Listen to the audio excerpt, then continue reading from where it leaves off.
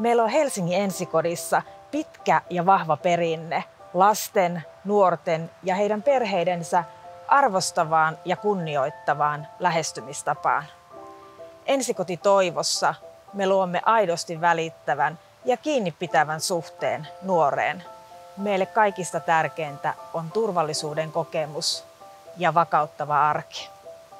Minulle esihenkilönä on tärkeää, että työryhmä toimii avoimessa ja luottamuksellisessa työilmapiirissä muuttuvissakin olosuhteissa. Toivon, että työryhmä toimii yhdessä sovittujen ja opittujen toimintatapojen mukaisesti. Minä odotan sinulta innostusta, halua oppia ja kehittyä, luoden näille nuorille voimavaroja ja parempaa toivoa ja vahvempaa hyvinvointia tulevaisuudessa. Meillä Ensikodissa jokainen työntekijä, jokainen meistä tekee tätä hommaa omana persoonanaan, omana itsenään. Siksi jokainen on tärkeä, moninaisuus, monipuolisuus osaajakunnassa. Siihen me pyrimme, siihen me kutsumme.